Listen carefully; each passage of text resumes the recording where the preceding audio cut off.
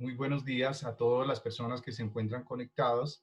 Les damos formalmente la bienvenida a esta actividad online gratuita que desde la Universidad Santo Tomás, en conjunto con la Facultad de Ingeniería Civil y la Coordinación de Área de Recurso Hídrico y Ambiental, hemos organizado.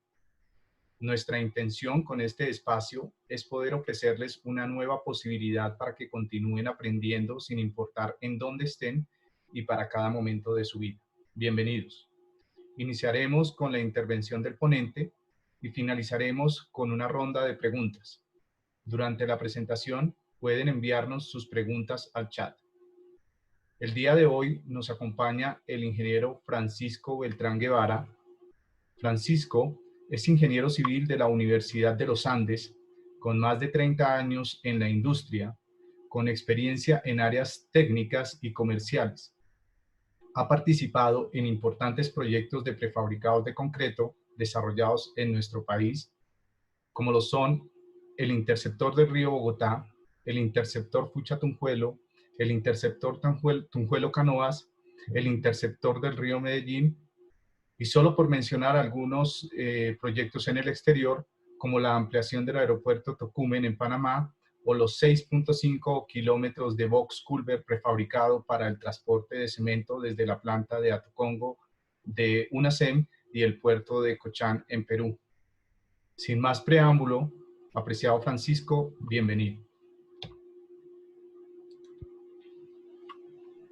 Melquisedec, muy buenos días y muy buenos días a todos. Quiero agradecerle pues a la universidad y a Melquisedec, que es pues un amigo de la casa, el habernos invitado a participar en este evento.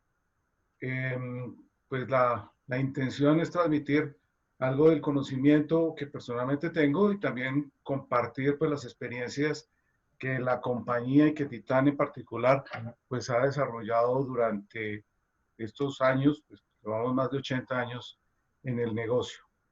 Me voy a permitir compartir la presentación.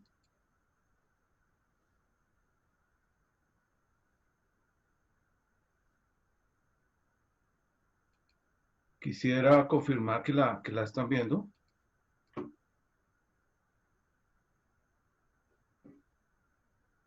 No sé si ya si están viendo ya la pantalla, la Sí, presentación, por favor. perfecto, la estamos viendo perfecto. Ok, perfecto. Entonces, pues el interés es hablar sobre alcantarillados sin zanja, que en inglés se conoce como trenchless, y mostrar un poco la experiencia que se ha desarrollado en el país en diferentes proyectos de una magnitud significativa, inclusive no solo a nivel nacional, sino a nivel latinoamericano e inclusive a nivel mundial. Antes de iniciar propiamente la presentación, quiero compartirles un corto video que la compañía pues desarrolló recientemente. Es un video corto, pero pues que me parece importante que ustedes lo conozcan.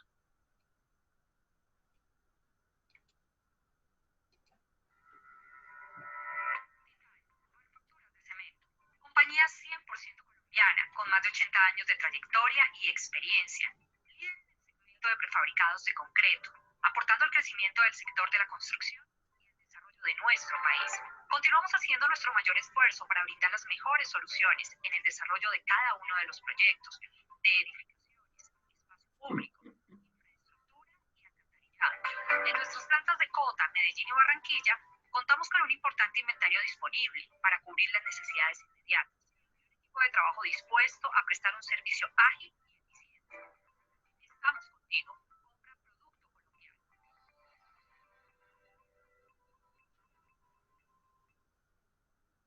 Bueno, ya hecha esta corta introducción de la compañía, ya pues entraremos en materia.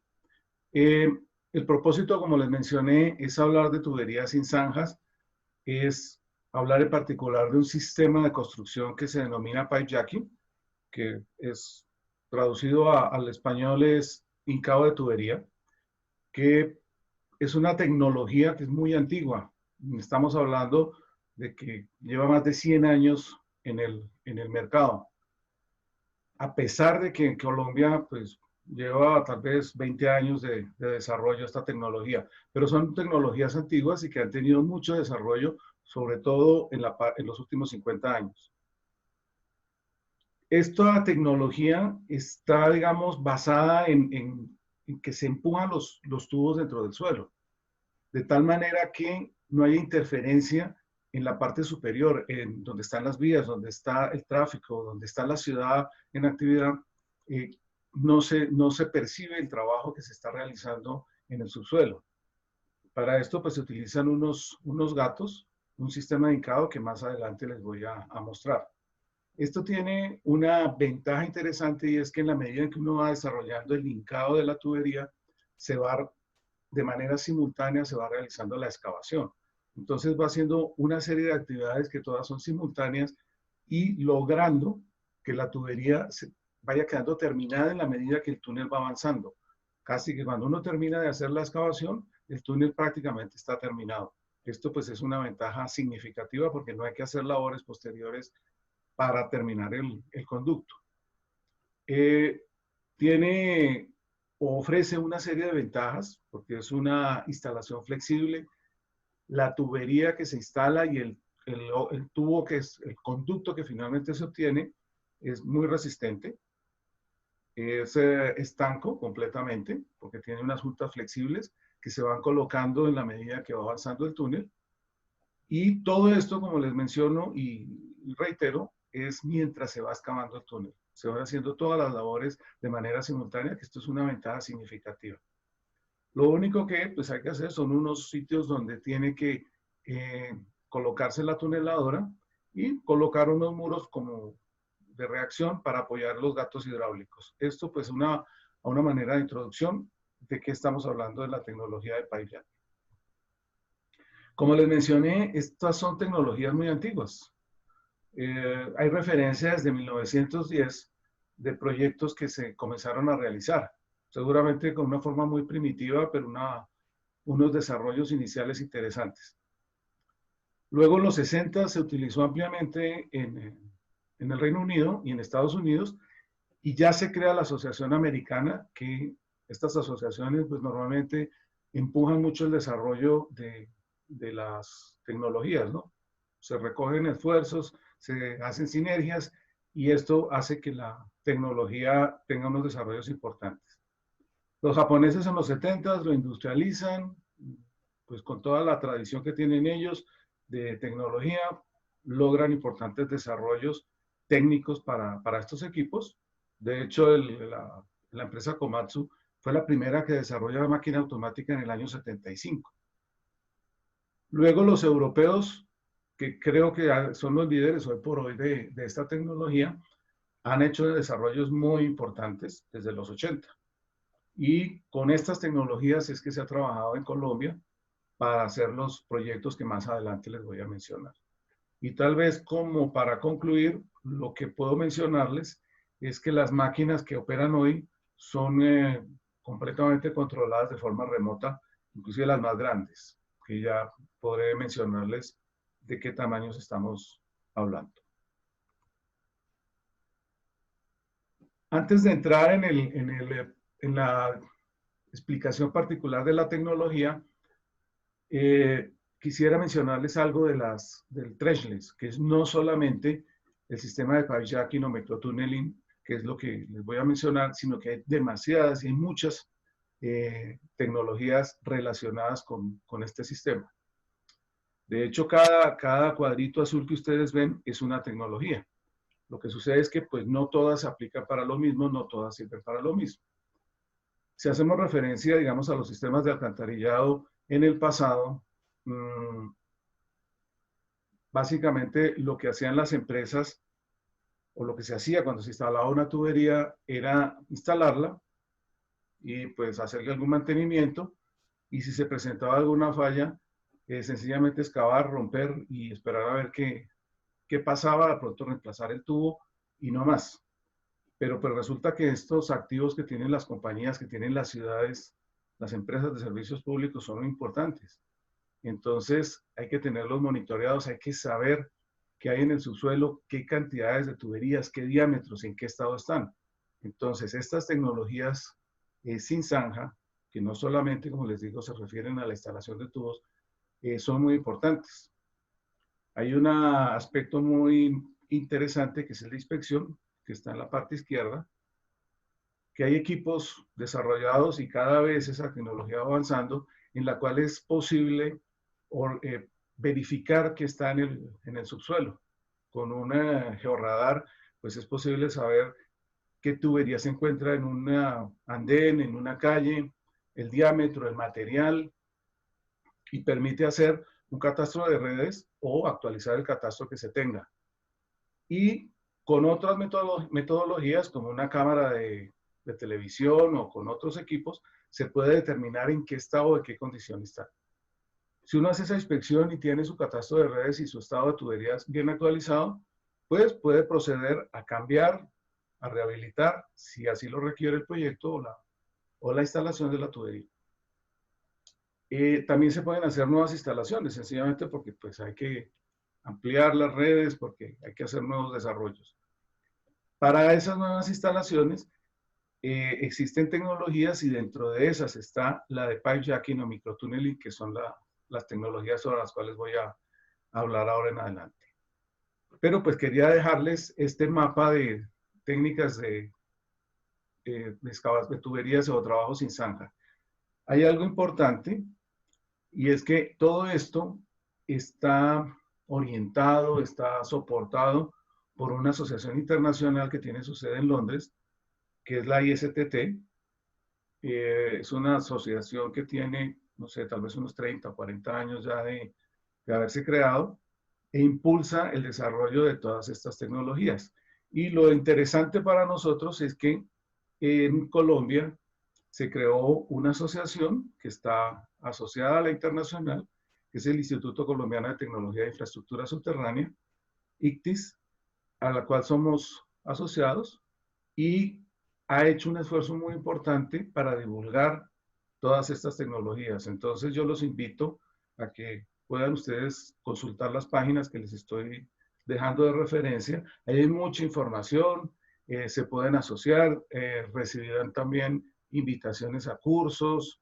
Bueno, hay una serie de nuevas capacitaciones y nueva información que creo que es muy útil para todos los que estén interesados en los temas de tuberías, no solamente hablando de tuberías de alcantarillado, hay para todo, ¿no? Energía, gas, bueno, hay infinidad de soluciones que se pueden vincular a todas estas tecnologías. Entonces, los quiero invitar a que ustedes puedan visitar y participar de estas capacitaciones.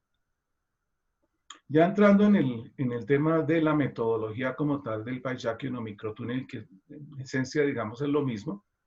Microtúneles son más bien máquinas pequeñas que se manejan remotamente, donde no es posible que una persona pueda acceder al túnel. En el pipe jacking son diámetros mayores y lo puede hacer, pero en esencia es básicamente lo mismo. Entonces quiero compartirles una pequeña presentación, una pequeña animación, donde se ve cómo se utiliza esto. Aquí se quiere atravesar una autopista y se establecen dos pozos de entrada. Este es uno que está pues a un lado de la vía.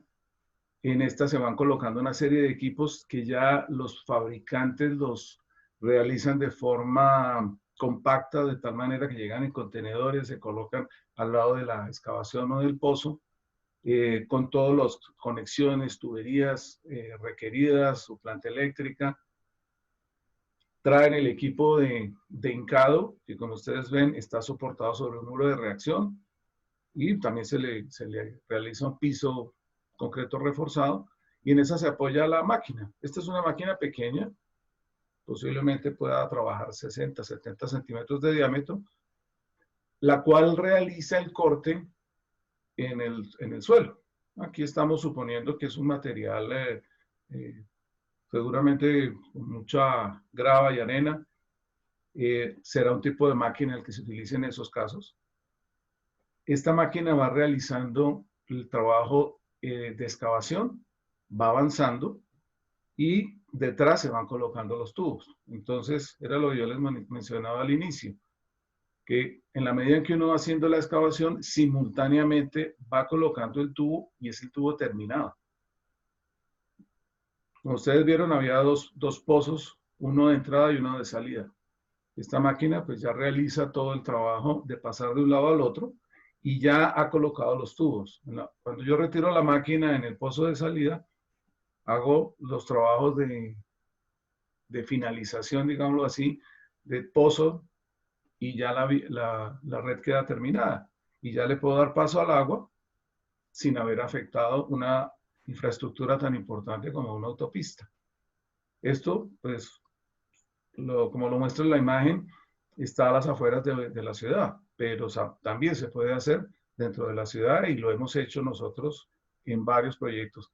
Casi la gran mayoría de los proyectos los hemos hecho en las ciudades: Medellín, Barranquilla, Bogotá, Bucaramanga, Barranca Bermeja, que tienen pues digamos, una afluencia de personas y de tráfico bastante importante, y estos sistemas pues lo que hacen es facilitar el trabajo y reducir el impacto que se genera en la ciudad. Y hablando específicamente de las tuneladoras, que no es el propósito de esta charla, pero pues sencillamente quiero mostrarles que hay diferentes tipos de tuneladoras. Aquí muestro algunas. Pues son temas muy importantes en los cuales hay varias compañías, en su gran mayoría europeas, hay algunas americanas, que ofrecen las soluciones particulares que se requieren. Entonces hay máquinas como una TBM, que se ve en la parte izquierda superior, que es muy parecida a la que se veía en la animación, donde no hay mucha presencia, se utiliza donde no hay mucha presencia de agua, donde posiblemente no hay suelos blandos. Hay otras como la Cutterboom, que es para excavaciones en roca. El Backtacker es también para aplicaciones en roca. Y las dos que se encuentran en la parte de abajo, la de PBM y la de lodo, son máquinas que se utilizan y se han utilizado mucho en Bogotá, en particular por el tipo de suelo que se encuentra. En estas, la EPBM se utiliza donde hay un nivel freático importante, para poder controlar bajo compresión el acceso del agua al túnel. Si no tuviéramos ese control, sencillamente vamos excavando y el agua entraría al túnel y sería imposible terminarlo. Entonces lo que se hace es poner un sello en alguna parte y se controla con presión una cámara, de tal manera que el agua que está en el subsuelo, el agua freática, no pueda entrar al túnel. Y en la parte de adentro, pues haya personas, haya equipos que no se vean afectados por la presencia de agua. En el slurry es algo similar. Lo que se hace es esa piedra que resulta, o esas gravas de ciertos tamaños que se pueden encontrar en el subsuelo, se convierten en lodo para que se puedan disponer. En la foto de la izquierda se ve que hay un carrito. En ese sencillamente un tornillo sin fin saca el material, lo vuelca en el carrito y el carrito lo saca a través del tubo. En el del slurry, lo que se utiliza es una bomba, con una bomba de concreto, que recoge el material, que es un lodo, y lo dispone a través de la tubería.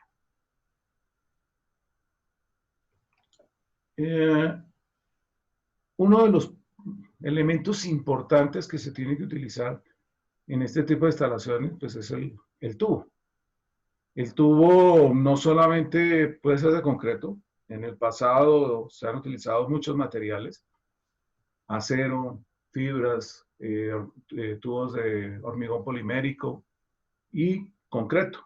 El concreto es tal vez el material más utilizado porque tiene una muy buena resistencia y su costo pues es significativamente menor comparado con los otros materiales. Para el tubo es muy importante el tema de las fuerzas. Así como cuando instalamos un tubo en zanja, pues las fuerzas que tenemos verticales son muy importantes. En un tubo de hincado es muy importante la fuerza horizontal, la fuerza que se aplica paralela digamos, al eje longitudinal del tubo. Y las fuerzas que aplican en un tubo de hincado, pues están relacionadas con el peso del tubo como tal. Obviamente, entre más pesado el tubo, es más la fuerza que se tiene que aplicar y más el esfuerzo que tendría que resistir el mismo tubo. También la resistencia que ofrece el terreno en el momento de la excavación. Entonces, entre más duro el material, pues seguramente habrá que aplicar mayor fuerza para la excavación y para lograr el avance. Y también la fricción que se presente entre el suelo y el tubo. Recuerden que estamos haciendo una penetración a través del terreno y es importante que esa fricción pues, sea la menor posible, pues para reducir también las fuerzas de empuje. Estas son como las fuerzas básicas que se presentan en un tubo. Francisco, También existen pues, otras componentes. Estos hincados no solamente se hacen en línea recta, sino también se pueden hacer curvas. Y obviamente cuando se hace una curva, las fuerzas que se presentan son adicionales y son en alguna medida diferentes a un hincado en línea recta. También están pues, las cargas del suelo. Esto normalmente, digamos, estas tecnologías se utilizan llegando a profundidades muy altas, 15, 20 metros, sin ninguna dificultad. Normalmente se hace con menos profundidad, pero se puede llegar a tener profundidades altas. Y obviamente, pues la carga muerta del suelo es algo que afecta todo el diseño de la tubería y del sistema. Y también, pues no hay que olvidar las cargas vivas de autopistas y vías férreas, porque pues estas líneas tienen que ver mucho con estas infraestructuras. Se hacen muchas veces debajo de estos proyectos con el objeto pues de no romper, de no romper un trabajo, de no afectar la circulación. En Medellín, por ejemplo, se hizo un interceptor que pasaba por debajo del metro o muy cerca de la línea del metro, y pues el metro no se podía suspender su operación pues, ni siquiera una hora. Entonces, todo el trabajo había que hacerlo sin suspender este tipo de servicios. Entonces, las cargas que actúan pues son permanentes y son las cargas normales de este tipo de operaciones. Y como consecuencia de todo esto, pues es importante, y pues eso apenas obvio y natural, que las cargas no superen la capacidad del tubo. Entonces, el tubo debe ser diseñado de acuerdo a las particularidades de cada proyecto, que dependerán de las profundidades, del tipo de material, de la longitud, bueno, muchas cosas, pero el tubo tiene que responder a la necesidad y a la exigencia de cada proyecto. perdón, Francisco, si te puedo interrumpir. Sí, adelante. Pues estamos teniendo de pronto un movimiento por acá en el chat, entonces quisiera que compartir algunas de las preguntas para ver si podemos irlas resolviendo. En primer lugar, agradecer de pronto la participación de la Universidad Pedagógica y Tecnológica de Colombia, que se encuentra conectada, la Universidad Juan de Castellanos, el consorcio PAT, la empresa Veolia Aguas de Tunja, la empresa Empoduitama, la gobernación de Boyacá, algunos participantes de la alcaldía de Tunja que se encuentran acompañándonos y especialmente a los estudiantes de la Universidad Santo Tomás, los estudiantes de pregrado y de posgrado que también se encuentran conectados acompañando y siguiendo esta presentación. Entonces tenemos por aquí algunas preguntas interesantes. En primer lugar nos preguntan que si la máquina de rotación depende del tipo de suelo. Tenemos otra pregunta por acá. Para la implementación de esta tecnología, ¿la profundidad de las cámaras inicial y final es una restricción constructiva? Bueno, el tipo de máquina, como lo mencioné, tal vez la pregunta fue antes de haber visto las tuneladoras, pues obviamente dependiendo del tipo de suelo se escoge la tuneladora. Hay máquinas que requieren de una potencia muy grande, digamos, si trabajos en roca tendrán que tener una mayor potencia para poder girar y romper la roca.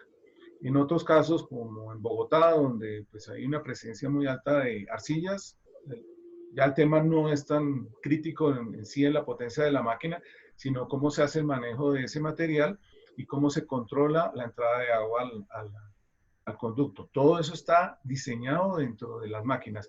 Ahora más adelante podrán ver algunas fotos y algunos detalles un poco más precisos de estos equipos que son bastante complejos.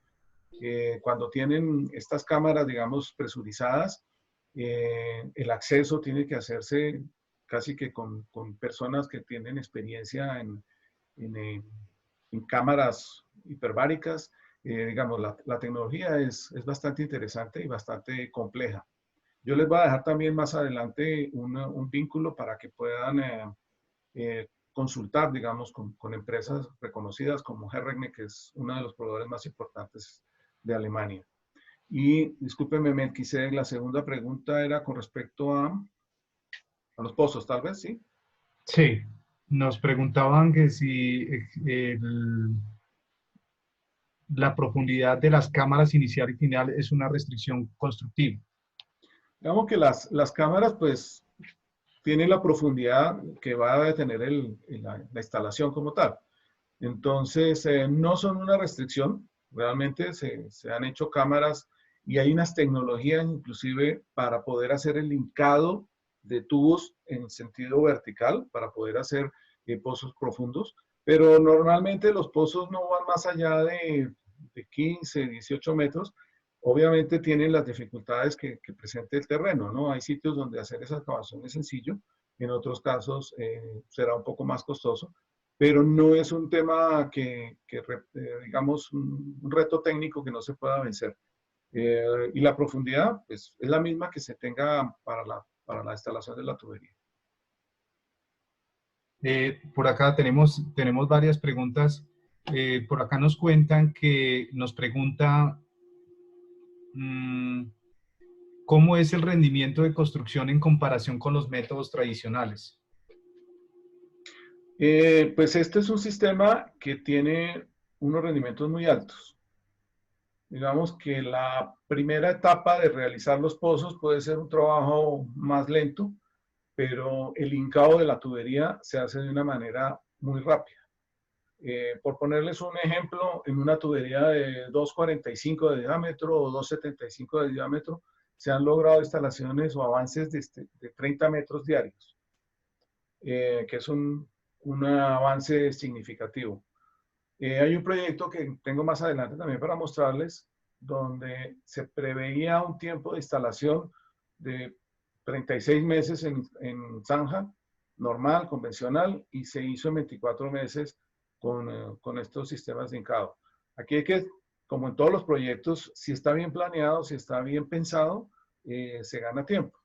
Pues hay que considerar la importación o el uso de las tuneladoras, la construcción de los pozos de entrada y de salida, la misma cantidad de pozos que haya que instalar. Entonces, dependiendo de esto, pues así mismo serán los plazos de ejecución final.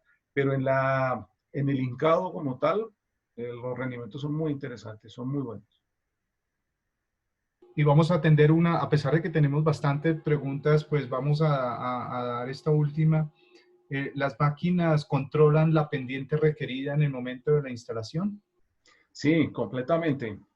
Aquí no lo he mencionado, pero pues todos estos equipos tienen equipos láser y equipos de alta tecnología para controlar el avance y para controlar desviaciones verticales y horizontales. Tienen bastante precisión y pues funcionan muy bien. Eso también, esas tecnologías están completamente inventadas, por decirlo así. Bueno, muchas gracias. Podemos continuar. Más adelante revisaremos las demás preguntas. Y Melquisedec, tal vez si no podemos dar respuesta durante la presentación, porque pues el tiempo se agota, pues por escrito les podríamos responder. Bueno, para avanzar entonces, pues quería mostrarles muy rápidamente cuáles son como los esfuerzos que se presentan en un tipo de instalación como esta. En la parte izquierda superior, digamos que vemos el esfuerzo que se requiere para vencer, digamos, la resistencia del suelo. Esto es pues una carga constante que afecta a toda la tubería. Otro importante es la fricción que se presenta entre el suelo y el tubo, que va aumentando en la medida que la longitud del trayecto es más larga, esa fuerza pues se va incrementando. Eso limita las longitudes de aplicación, pero lograron desarrollar unos sistemas que son las estaciones intermedias de empuje, de tal manera que si yo tengo un tramo demasiado largo, al poner una estación en la mitad, pues logro disminuir los esfuerzos y hacer longitudes de instalación más largas.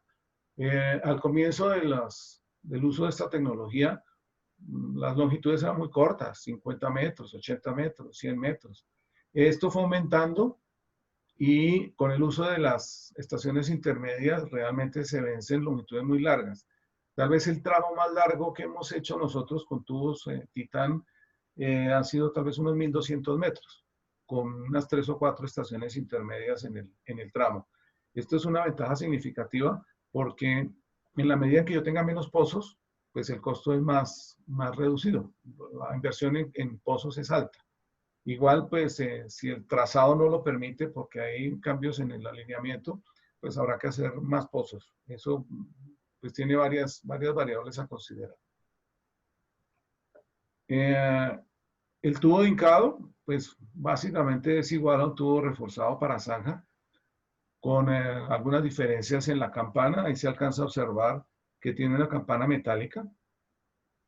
Esta campana es para lograr aprovechar la mayor cantidad de área en el cuerpo del tubo para el hincado, ¿no? Realmente el esfuerzo lo recibe el cuerpo del tubo en la medida en que podamos aprovechar el mayor espesor de la pared y logramos mejores beneficios. Entonces se desarrollaron unas juntas metálicas para lograr este propósito. Se colocan también unos elementos de madera o material blando para evitar el contacto entre dos elementos que sea concreto, superficie de concreto contra superficie de concreto.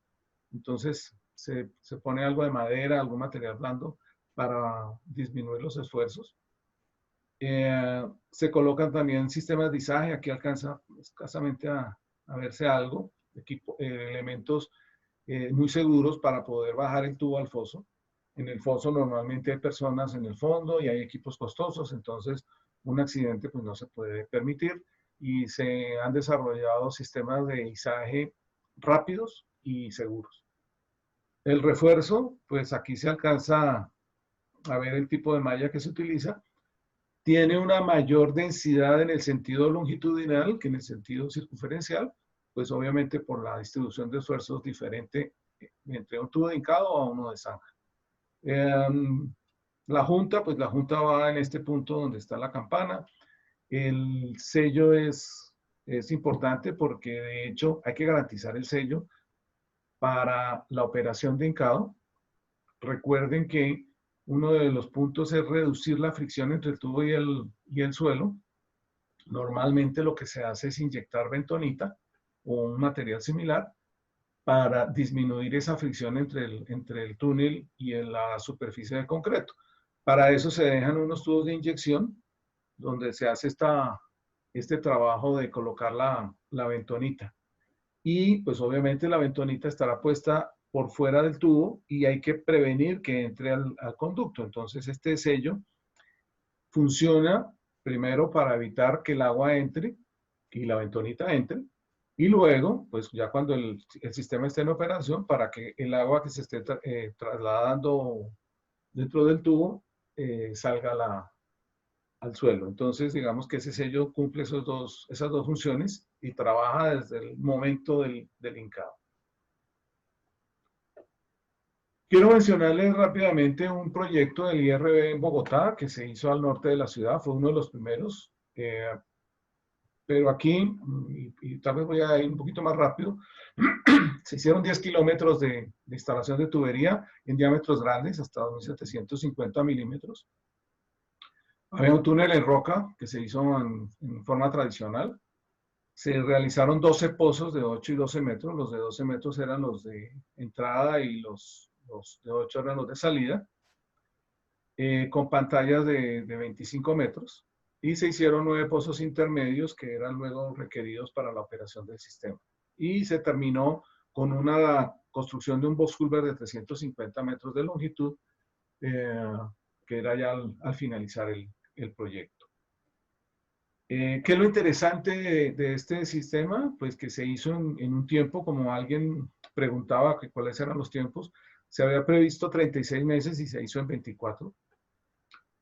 Se tuvieron que manejar muchísima cantidad menor, digamos, de lo previsto en zanja tradicional, que aquí eran casi 500.000 metros cúbicos de material.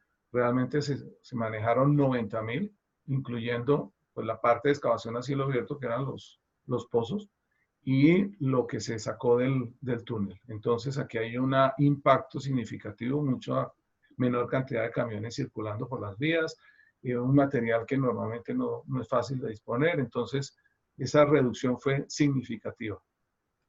No fue requerida tabla estaca ni hacer rellenos, también aquí hay unos volúmenes muy importantes que se evitaron. En concretos, también hubo una reducción. El costo,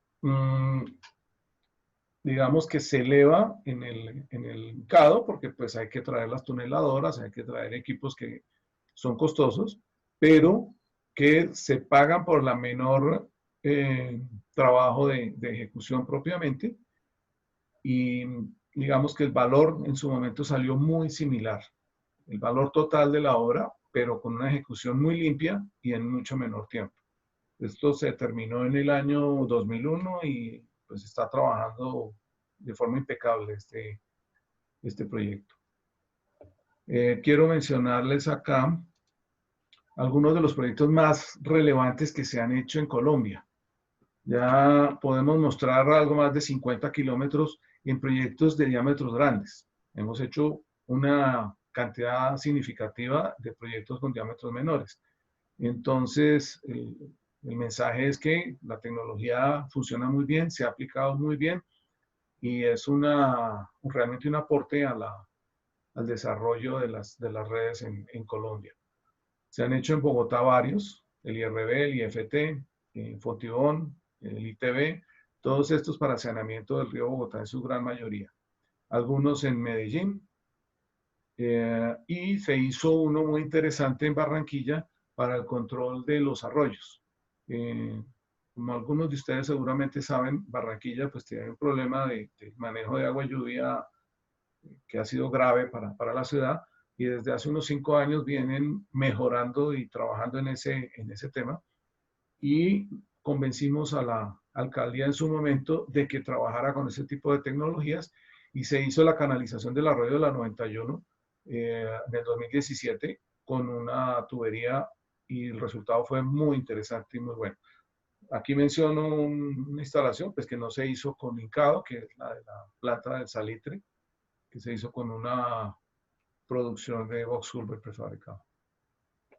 Aquí tenemos que la historia viene desde el 2002, proyecto terminado. Realmente esto comenzó en el 1999, todo el trabajo, digamos, de convencer a las empresas de que estas tecnologías podían funcionar. Y en el 2019 o en el 2017, digamos que hicimos uno de los más grandes. Seguimos haciendo, ahorita estamos haciendo unos en la zona franca, que no los estoy mencionando. Y tal vez cabría mencionar acá que la empresa de acueducto está considerando realizar un proyecto de instalación de tubería a presión. Todos estos que les menciono son con gravedad, funcionamiento de gravedad para aguas negras. Se está considerando, y ya digamos que el proyecto está en una etapa de avance importante, para hacer una instalación con tubería de presión, que sería el primero en Colombia, el primero en la región. Hay de esto muy poca experiencia en el mundo, y pues estaríamos nosotros en Colombia nuevamente con un paso adelante en la tecnología. Les he hablado solamente de tubos, pero hemos hecho unos con dovelas. El tubo es una muy buena solución, pero el tubo tiene una restricción por el peso y por el transporte. Cuando el tubo es demasiado grande, el transportarlo se vuelve complicado. No solamente aquí en Colombia, sino en cualquier parte del mundo. Entonces, lo que han hecho en el mundo es desarrollar un tubo que se compone de varias partes, que pues lo hemos denominado dovelas, que son secciones que tienen un sello entre ellas y se van formando anillos y se van colocando anillo detrás del otro, de tal manera que al final se pueda terminar el tubo.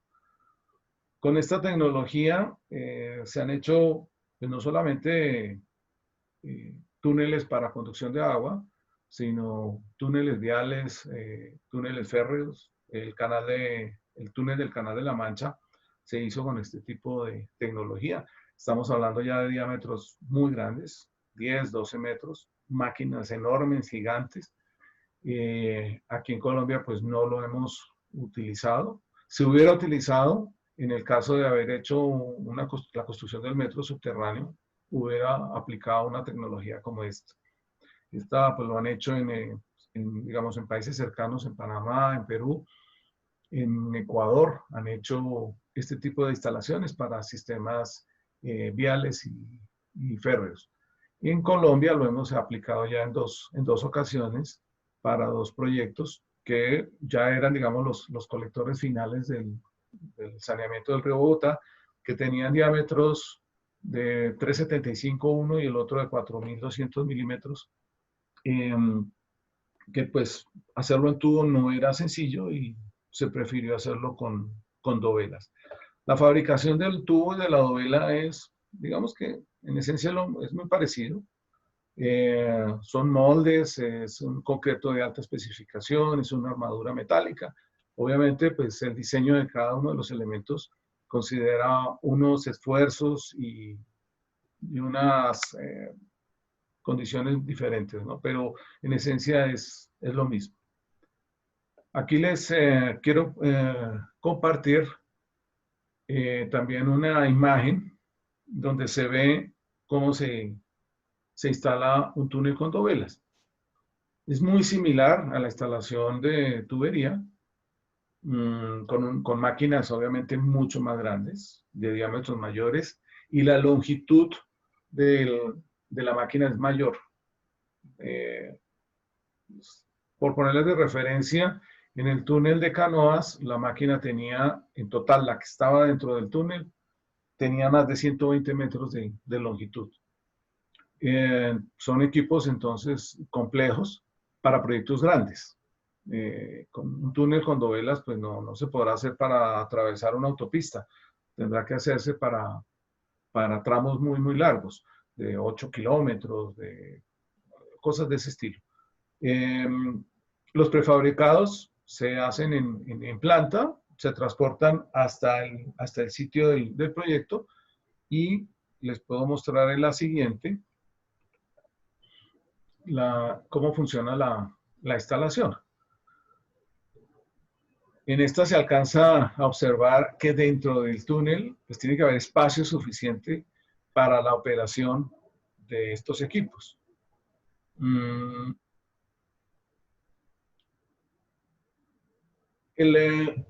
Digamos que el traslado de las dovelas que se hace en una forma absolutamente estudiada y metódica, se van transportando de tal manera que se puedan armar los anillos completos. Un anillo tiene 4 o 5 piezas diferentes, entonces tienen que ir en un orden muy preciso para que se puedan instalar. Aquí se ve cómo la máquina va haciendo toda la operación. Estas son máquinas muy modernas, con máquinas prácticamente iguales a estas, se hicieron los trabajos de los dos que les menciono aquí en Bogotá. Era realmente muy interesante poder observar el trabajo. Estos pozos y estos túneles tienen un acceso muy fácil, digamos. Cualquier persona podía ingresar al túnel. De hecho, cuando se hicieron estos proyectos, los consorcios que lo hicieron y la empresa de acueducto facilitó la entrada de muchas personas para que conocieran la tecnología. Entonces, durante la operación de hincado, se podía visitar. Y era realmente muy interesante realizar la visita y ver la tecnología, ver las dimensiones de este tipo de proyectos. Aquí hay algo interesante que diferencia un túnel con dovelas de un túnel con tubos. Ustedes vieron que cuando se hace con tubos, los tubos se van moviendo dentro del terreno. En las dovelas eso no se presenta. En las dovelas se van colocando y el túnel se va apoyando, digamos, con las dovelas que ya se han instalado. De tal manera que las dovelas nunca se mueven dentro del túnel. Se instalan y quedan fijas, ya esa parte no se mueve. El túnel con tubos siempre se va moviendo. Entonces, cuando hace un túnel con tubos, la operación tiene que ser permanente y continua. Si no se presenta eso, y se presenta una falla o una suspensión de los trabajos, el túnel se puede cerrar y ya no es posible con los datos vencer esa fuerza y el trabajo no se puede continuar. Cuando se presentan esas circunstancias que son eventuales por alguna situación particular, hay que hacer un pozo en el sitio donde se presentó el problema y rescatar la máquina y volver a comenzar. Esa es una condición de riesgo que se tiene que manejar en este tipo de proyectos. Eventualmente se presenta un problema de esos y hay que hacer un pozo de rescate. Eso es algo que los contratistas lo consideran dentro de su matriz de riesgos, esa eventualidad. En un túnel con dovelas puede uno realizar la mitad del túnel, parar, dejarlo ahí un mes, 2 meses y volver y reactivar la construcción del túnel. Esa es una gran diferencia entre un túnel con dovelas y un túnel con tubos. Y la otra que ya les había mencionado, que es el tamaño, ¿no? Se podría hacer un túnel con dovelas tal vez de 2,75, de 3 metros de diámetro, eso es posible, pero normalmente es más costoso, entonces casi nunca lo hace. Las dovelas sí son muy competitivas en diámetros por encima de 4 metros y en diámetros ya muy grandes, de 12 metros, pues es indudable que es la única opción para poder desarrollar este tipo de tecnologías. Estas ya son fotos propiamente del proyecto que hicimos acá en Bogotá. Aquí logramos hacer en el sitio, digamos, de hincado, donde estaba el pozo principal, al final hicimos un box culvert para cerrar completamente el proyecto. Entonces, este proyecto tuvo una aplicación de prefabricados en toda su longitud. Este también tiene, con dovelas tiene una ventaja, es que no es necesario hacer tantos pozos. En este proyecto que les menciono, podía tener aproximadamente 8 kilómetros y se hizo un pozo en el centro y se lanzó primero hacia un lado, 4 kilómetros. Cuando se terminó ese trayecto, se retiró la máquina, se trajo nuevamente al pozo del centro y se lanzó en la otra dirección otros 4 kilómetros. Entonces no hay que hacer tantos pozos como se considera cuando se hacen tuberías. Yo les mencionaba que en el IRB la mayor longitud que se hizo fue de 1,2 kilómetros, pero eso no es común. Lo normal es tener 400, 500 metros como máximo. Y hay casos en los que se hacen cada 200, 250 metros. Eso tiene que ver mucho con el tipo de proyecto, los cambios de alineamiento horizontal y vertical que requiere el proyecto. En cada cambio, pues habrá que hacer un pozo necesariamente. Se pueden hacer curvas de tal manera que puedo no evitar alguno de estos pozos. Esto es un diseño que se hace de tal manera que el alineamiento que se considera con una instalación en zanja se puede cambiar o se debe cambiar realmente cuando se va a hacer un trabajo con tubo hincado. O sea, requiere un trabajo de ingeniería importante. Así se ve un túnel con dovelas. Ese es su aspecto ya terminado. Realmente es un trabajo que queda muy limpio, muy bien hecho. Es realmente muy agradable visitar un proyecto que se haya hecho con este tipo de instalaciones, porque como lo mencionaban en algunas de las preguntas, siempre hay dudas sobre el alineamiento. Qué tan fácil es que no quede como una culebra dentro del terreno. Y realmente el alineamiento que se logra es muy bueno. Eventualmente se presentan problemas, por ejemplo, que llegue a encontrarse un cambio de material repentino que no estaba previsto en los estudios y se presenta un problema. Eso sucede en los proyectos, pero es muy eventual y también se puede se puede lograr corregir. Pero la precisión con la que se trabaja es muy alta.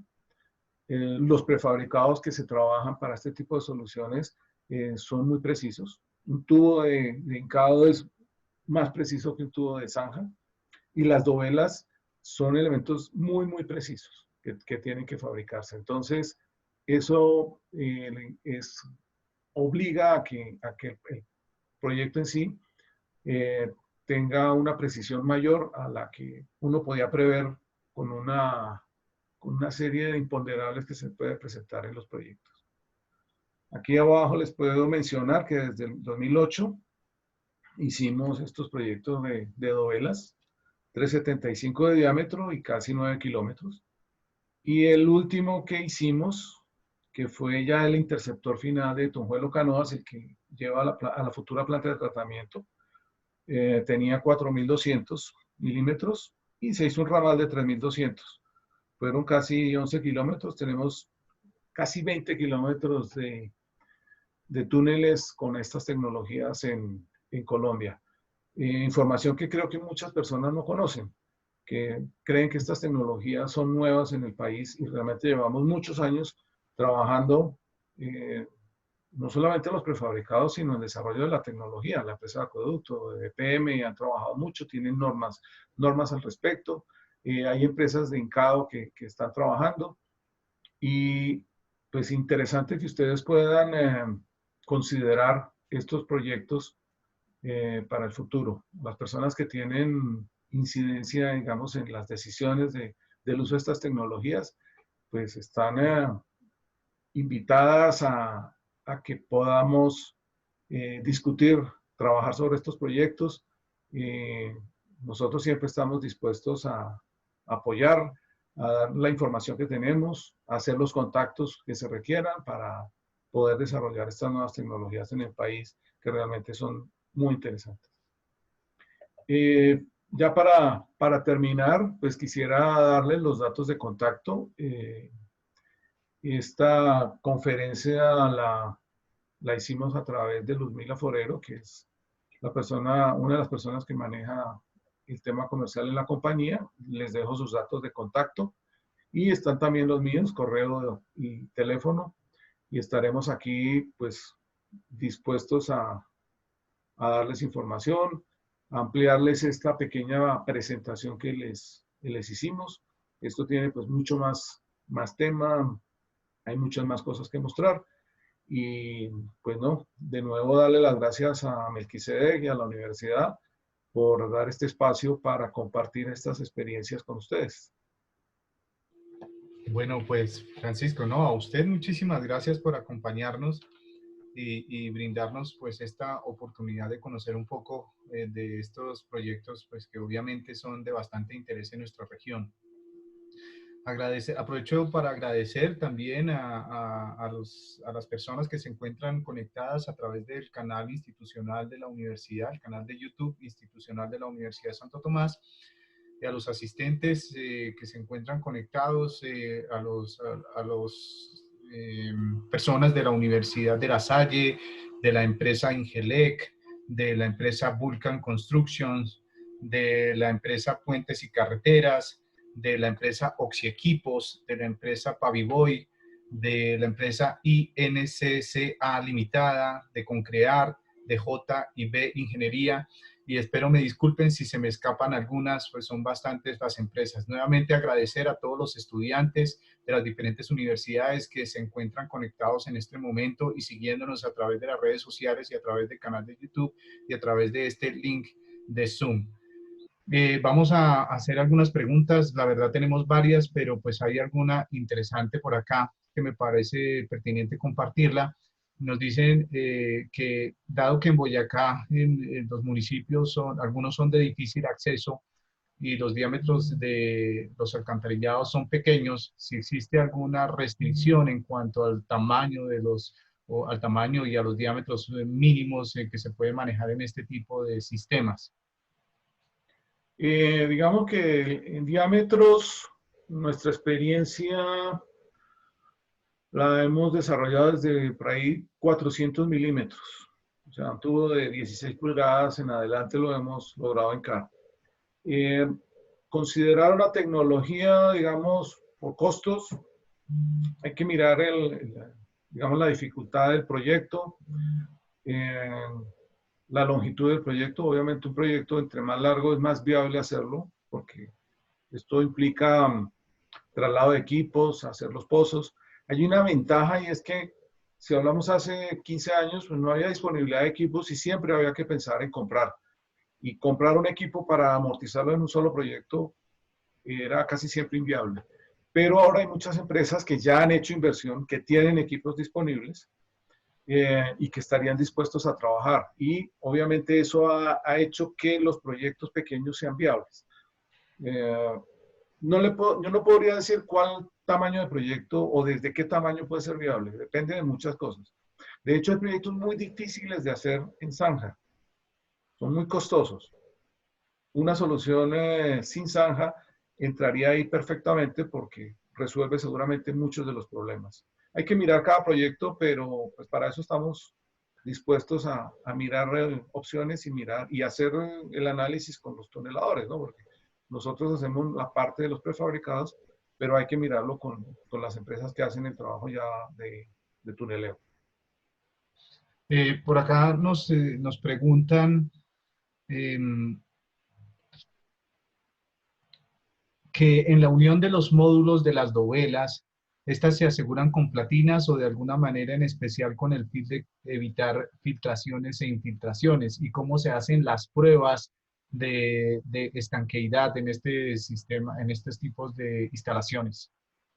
Bueno, las novelas han cambiado, ¿no? Al comienzo tenían una serie de pernos, tenían unos sellos flexibles dentro de las novelas, pero la tecnología ha cambiado y ahora se utilizan unos conectores de cortante que son de materiales plásticos y la conexión es muy sencilla. Se colocan unos sellos también flexibles en las novelas que van pegados. Lo realmente importante es garantizar la calidad dimensional del elemento.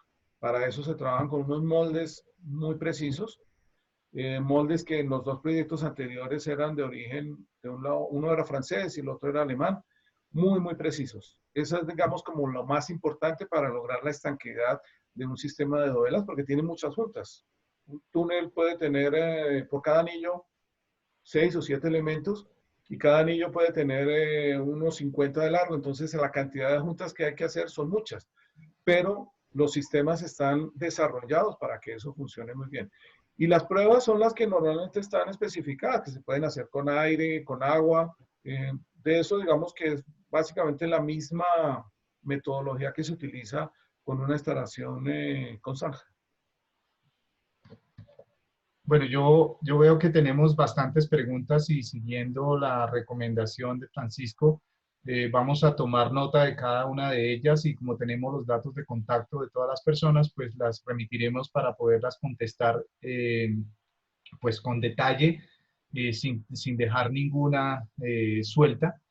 Entonces, aprovecharemos la oportunidad que nos brinda Francisco para poder compartir esas preguntas y poderles dar a ustedes las respuestas a cada una de ellas. Y Melquisedec, lo interrumpo, le ratifico pues que a través del correo, a través del teléfono, de WhatsApp, por cualquier medio nos pueden conectar y con gusto atendemos cualquier duda o cualquier ampliación de esta presentación, ¿no? Bueno, pues dado que tenemos un horario restringido y pues que obviamente nuestro compromiso era terminar a las 9 de la mañana, agradecemos a Francisco por la oportunidad que nos ha brindado, por esa experiencia que nos comparte y que nos permite enriquecernos de conocimiento y esperamos poder contar con su presencia en futuras oportunidades y en futuros eventos que podamos organizar en la Universidad de Santo Tomás. Francisco, muchísimas gracias a todas las personas que nos acompañaron y nos siguieron a través de las redes sociales, a través del canal de YouTube institucional de la universidad. La información adicional pues la enviaremos o la remitiremos a través de sus correos electrónicos de las personas que se inscribieron a este evento. Aprovechamos para invitarlos esta tarde a las 4 de la tarde a otra conferencia que vamos a tener en otro webinar con un tema bien especial. Y pues nada, seguir invitándolos para que no se desmotiven y continúen aprendiendo y continúen haciéndonos llegar todas estas sugerencias y estos temas de interés que podemos llegar a realizarlos a través de la Universidad Santo Tomás. Francisco, muchísimas gracias. Esta presentación quedará disponible a través del canal de YouTube para que ustedes la puedan repetir cuando lo necesiten. Francisco, muchísimas gracias y espero poder contar con su presencia en otra oportunidad. Bueno, Melquisedec, con mucho gusto. Es un privilegio haber participado en esta presentación y siempre disponible para lo que ustedes consideren. Bueno, muchas gracias. Bueno.